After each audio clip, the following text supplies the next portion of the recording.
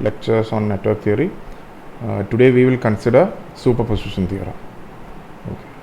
So let's go through the statement of the theorem first. In any linear active bilateral network consisting of energy sources, resistances, etc., the effect produced in any element when all the sources act at the same time is equal to the sum of the effects produced in the same element when each source is considered individually, right? That is, suppose we have a network, okay, and we have suppose an element R and a current I is flowing through this, okay, and suppose and assuming that this R is part of this network only, okay, and assume that there is a current source here and there is a voltage source here, okay, let's say I and let's say V. So the result, the effect that is I produced when both of these work together, it can be split into two. That is, here we can first take, let's say, a network, and we first consider this one only, that is the current source only. We replace this with the internal resistance and then we find I1, okay. Then what we do, we again take the network,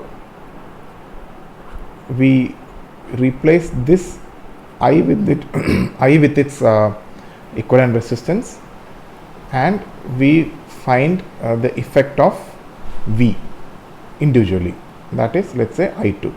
That is, here what are we doing, we have two sources, okay, we have two sources, we are finding the effect I for each of them individually. At the same time, when we are considering for one source, we are de-energizing, or we are removing the other source and we are substituting it with its internal resistance, right?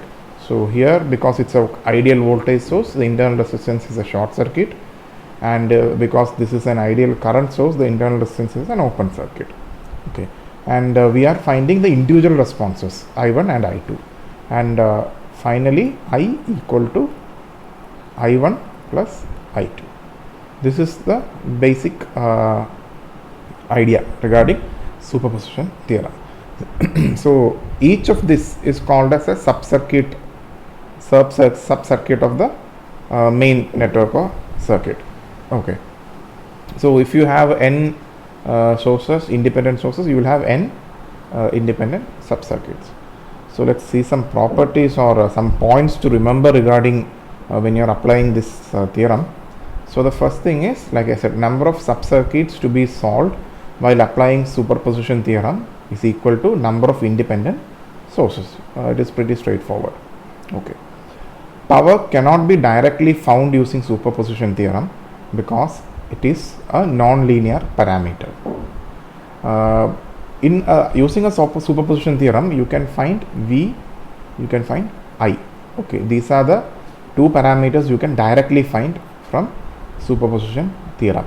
But power is equal to either it is Vi or it is equal to I squared R or V squared by R, something like that. So either way, power is a non-linear parameter. So you cannot directly find the power across or power dissipated by an element. So you have to first identify the voltage or current or both, then only you can calculate the current. That is, superposition theorem is not applicable for power, right? The next thing is that for each sub-circuit, here each sub-circuit, it should have only one independent source, The other independent sources are suppressed, that is de-energized, and only their internal resistance remain, okay. That is, we replace that voltage source with the internal resistance. If it is an ideal voltage or current source, it will be a short circuit or an open circuit, or if it is a non-ideal source with some finite non-zero resistance, you will have to put that value there. Okay, then dependent voltage sources should not be suppressed, because dependent voltage sources are what? They are either current controlled elements or voltage controlled elements, right? So unless and until the controlling value changes, the effect of these voltage sources are let me say dependent, not voltage dependent sources, any dependent source. Okay, unless and until the controlling source controlling value is 0, you cannot neglect a dependent source. Okay, respect current directions and voltage polarities. That is, once you are assigning a voltage with a plus side there and a minus sign here, so you shouldn't change it. You should respect that. Also the current directions. So once you fix some directions and you fix some polarities, you shouldn't change that. You should stick on to that. And depending on if you get a negative value, you should consider that okay, the polarity or the direction is the other way around, and like that. Addition and subtraction should be taken respecting the current directions and voltage polarities. Okay, now we'll just jump into some questions right away. We'll start with some simple ones. Okay.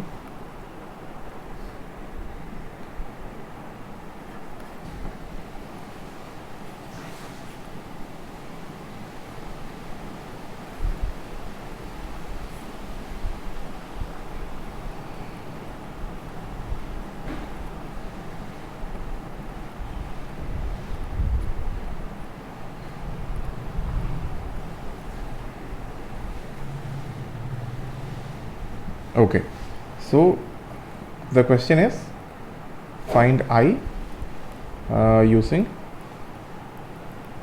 superposition theorem. Okay, so what do we do? First we write the sub circuit for one voltage, one source, that is here I am saying the 10 volt. So it will be the 10 volt will be here. Let me just change the color. Okay,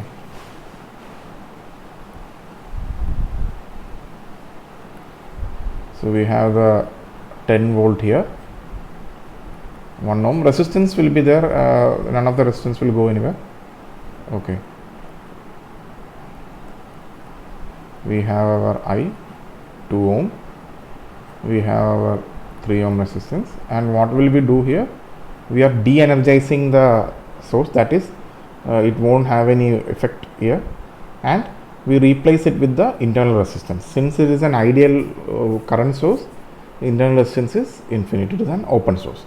Now we will find it is not I, it is I1 or I dash or however you want to call it, you can. So what will I1 be? Let's write it here.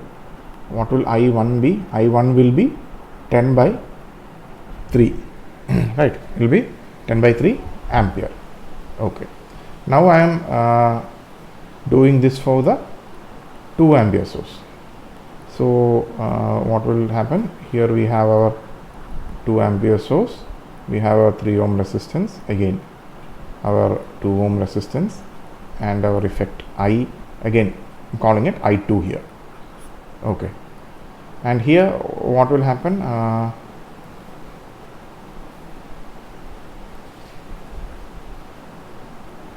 We have a 1 ohm here, and here since it is an ideal voltage source, the internal resistance is 0, that is a short circuit. Now we have to find I2 through 2. So what will I2 be? I2 will be, it will be 2 into, here it is 2 ampere is coming here and splitting into 2. So current division, 2 into 1 by 3 ampere, it will be like that. So for both cases we are getting the direction as same. So I equal to I1 plus I2, that is 10 by 3 plus 2 by 3, which is 12 by 3, 4 ampere. Okay, this is a simple problem regarding superposition theorem. Okay, now let's consider a problem for finding the voltage. So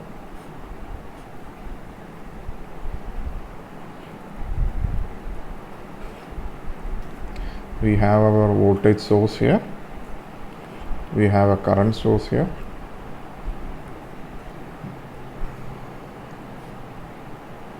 uh, 3 ohm, 2 ohm, 2 ohm,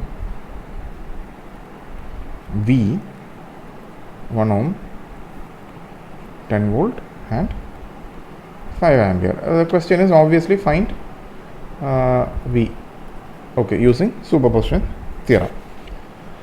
So let's write the individual sub-circuits for each source. So the first one is our 10 volt. So what will happen? We have our 10 volt here, 2 ohm, 2 ohm plus minus V. Okay, we have a 1 ohm here. What will happen? This is an open circuit, right? We have our 3 ohm here. So how will this reduce to? How will this reduce to? Since this is an open circuit, this these two, 3 and 1, they will be in series. So this will be 4 ohm. 4 ohm is in parallel with 2 ohm. So the effective resistance across these 2 points, right? The effective resistance across these 2 points is R, let's call it R1 is equal to 4 parallel 2, that is 8 by 6 ohm. Okay, 8 by 6 ohm. So that 8 by 6 ohm is in series with this 2 ohm, and the total voltage coming here is 10 volt. So let's call this V1. Sorry, V1 equal to 10 into 8 by 6 by, right, 10 into, sorry, 2 by, here we have the 2 ohm, 10 into 2 by 2 plus 8 by 6, voltage division rule, basic. So this will come to 12 is 20, so it will come something like 6 volt, I guess. 12 20, it will go here. Okay,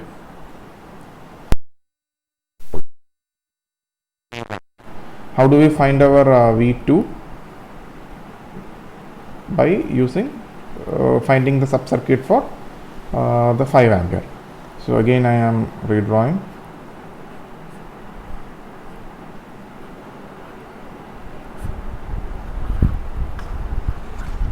So we have our 5 ampere here, 1 ohm, 3 ohm, 2 ohm, our voltage V2, 2 ohm, and we have a short circuit here, right? So what happens here? So these two actually we can combine, because it is a voltage and these two are in parallel. Even though we can combine this into parallel single resistor, and either way the voltage across this won't change, right? So 2 and 2 in parallel will make 1, and 1 and 1 in series will make 2. So we can do something like, first we will find the current through this element, and then we will multiply it with the resistance to find the voltage. Okay, so since the current is coming in this direction and the voltage is in this direction, there will be a minus. Okay, so let's find the current plus first. So current will be 5 into voltage current division rule, sorry, will be 3 by 2 parallel 2 plus 1 plus 3. This is the equivalent resistances coming here. 2 parallel 2 in series with 1, that is the resistance in this path, plus 3, current division rule, and the whole thing will be a negative, because we want to because the direction that we are considering for the voltage is opposite to the direction that the actual current is coming. That is what I earlier meant by we should respect the polarities and directions. This whole thing into 1. right? This whole thing into 1, that is the effective resistance across here, it will be 1. So it will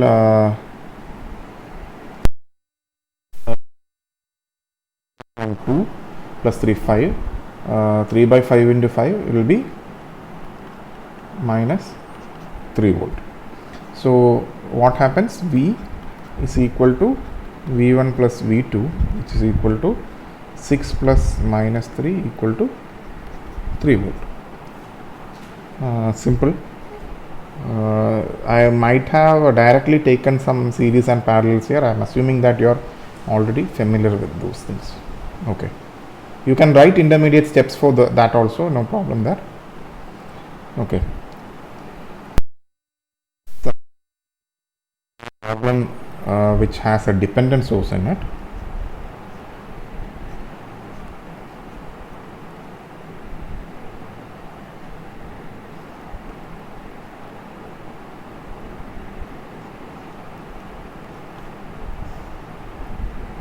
It is a simple problem just to show show how you should deal with the dependent source. We have a 4 ampere here.